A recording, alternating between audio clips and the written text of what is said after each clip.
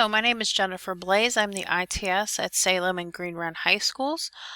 I would like to share a wonderful app inside of Schoology that is really beneficial when you're needing to conference or meet with students outside of school. So it was added to all courses today. So what you're going to need to do is in the left-hand column, you're going to need to scroll down and find where it is. It could be at different points inside of here. So just go ahead and scroll through, find your conferencing app. Select that app, and you're going to set up a conference. So I'm going to give this conference a name, Virtual Learning Day.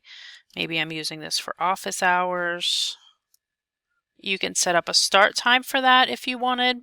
You can set up an end time for it, so I'm only available from 10:05 to 11:05, whatever it is. You can create it, name it what you'd like. You don't have to do an end time if you don't want. Once you're ready, you're going to hit create. That's then going to show up. When you're ready to start, all you're going to do is click Start Conference. You can come to the gear and edit that if you need to change the title or your start and end time. That is available at the gear. So we're going to say it's time to start. I'm going to click Start Conference. I am going to be using my microphone, but if students don't have microphones or won't be needing their microphones, they can do listen only if they're joining. You will see everyone that joins the conference over here on the left. There's a public chat for messaging if students have a question. First, let me tell you what you can do. If you click on this gear here, I can mute everyone else except for myself so that nobody can give me any feedback, so that someone's not trying to talk over me. Any of those little things that can interfere when you're trying to present, you can block those all out. So I would just click that. But if students need to get your attention, maybe you're explaining something and they get lost, if they click on their name, they can raise their hands, they can tell you that they're confused, they can applaud, they can give you a thumbs up or thumbs down. So I would go over these and put those in the notes, the share notes beforehand, to click on your name and just kind of do that beginning sort of thing so that students have that.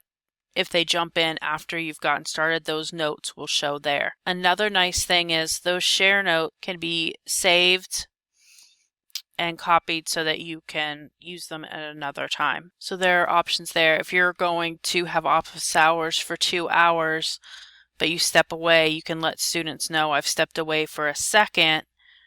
And so they just need to get used to these emojis. I feel like students will get this pretty easily. Can raise their hand. And then you as the teacher, once the hand has been answered and you've answered that student, you can clear that status, or they can clear that status so that the hand goes away and you know that you've replied to that person.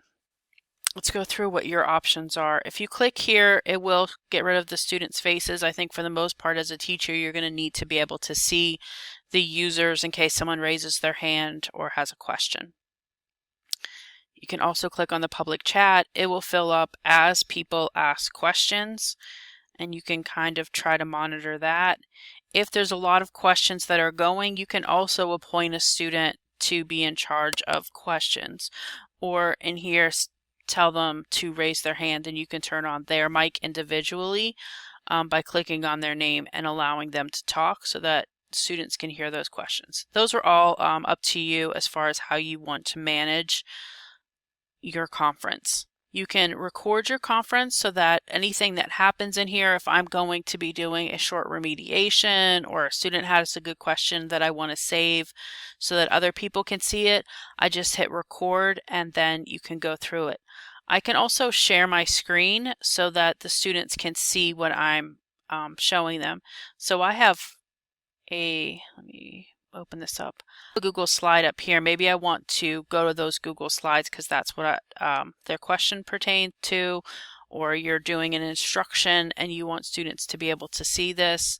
These conferences save for 7 days, so this could be something that you record on day 1 of virtual learning days, and the students have 7 days to watch the video. So you can go ahead and, like any other slideshow, go through your slides, ask questions. When you're finished sharing your slides, you just hit stop sharing. Exit out of my slideshow and go back to my conference. You can also add things straight into here by going to actions. You can take a poll. This poll gives you the options for yes and no questions, true, false, and multiple choice. You can also do custom polling questions and enter those there. So there's some polling options within this so that you can ask questions without turning mics on or them needing a mic. You can also upload files into this. So if you gave them an assignment for the day and you need them to be able to go in and complete the assignment, you can share that and give directions from here. So once I have my green check, I'm going to click upload and then it shares. This is kind of small to see. If I do make it full screen, it's going to make it full screen. You have some options over here on the side so that you can annotate. So you have the pen tool, you have some shaping tools and line tools, and you also have text. So with this text, the font is here. I need it relatively small if I'm going to fill in something on this. I have no idea where these latitude and longitude are for, so I'm just going to make a wild guess and pretend like I know. For this text tool, you're just going to create a text box and then type into that text box whatever you need to write. And then I can go back to my hand tool and do whatever I need to do. This will let students know where you're pointing out. So if I'm talking about this question down here, they'll be able to see where that red dot is so that you can focus their attention in that spot. When you're finished, down here at the bottom, I can close full screen so that it goes back to small once I'm finished talking about that. If there's multiple pages, you can go slide 1, slide 2, and go page to page. My polling tool is still here, so if I want to ask a multiple choice question that pertains to the activity we just did, I have that option there. This share an external video, maybe I'm having a conference with a student and they need a YouTube remediation video. I can just put in the URL to that video and share that video, and so students can see that right here within and not have to go outside of the conference. So that's another nice tool for students to see. I can share my webcam as well, so if I want them to be able to see me as I'm talking, maybe I have something to display or something to point out that I want more of a face-to-face interaction, that webcam tool is available for you. I would just keep the quality low unless you need to increase it. You're going to have less buffering if it is a lower quality. And so then I just click share, and they'd be able to see your face as you're doing this. If I'm finished with that presentation, I can go in and delete that, and then my screen goes to full size. So lots of options here for ways that you can interact with the students inside of. So once you're finished recording and you have all of this, you are able to save this recording for a few days. It'll save for a week. You can pause this recording if you like and pause what you're recording. Maybe you want to address something that a student asked you or a student said without saving that part because it doesn't pertain to everyone else. You can pause it and then go back to recording once you're finished. And now the session is being recorded again. When you're finished with everything, you can end the meeting here. Are you sure you want to end? Yes. So once you've finished and you have your recorded, and this is how students get into it too, they're just going to go to that conferencing app, or you can go back to that conferencing app and go to completed.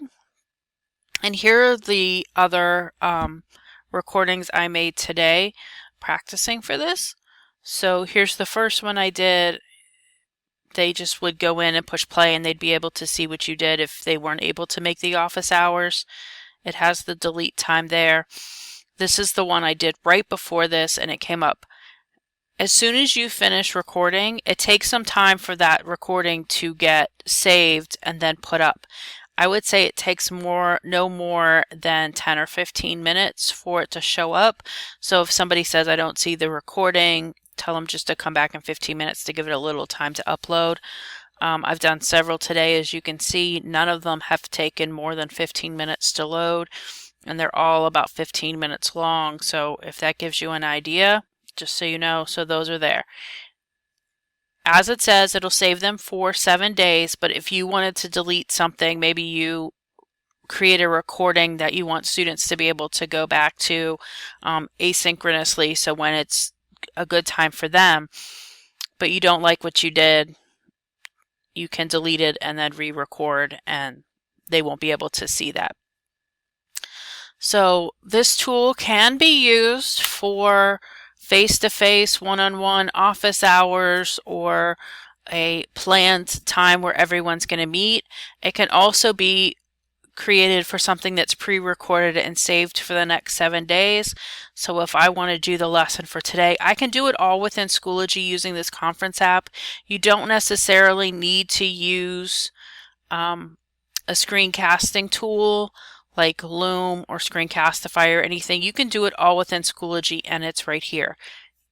It will only save for 7 days though, so that is one caveat. If you want something that's going to last that you can use over a longer period of time, then you'd want to use Screencast-O-Matic or Screencastify or Loom or one of those other options. All of those have been linked in this VBCPS VLS site, and there's all of these screen recordings with directions and getting started and all of that there for you.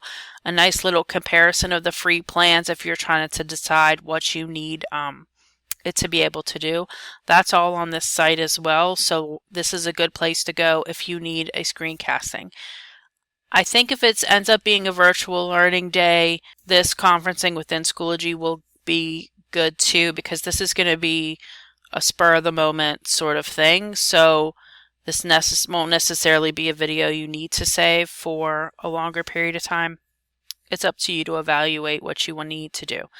So again, my name is Jennifer Blaze. I'm the ITS at Green Run and Salem High Schools. You are always welcome to ask me any questions that you have. I am a Schoology ambassador, so I know a few things about Schoology, and I can get answers to things I don't know. If you have questions to those, please feel free to ask. My email is jennifer.blaze@vbschools.com. Thank you.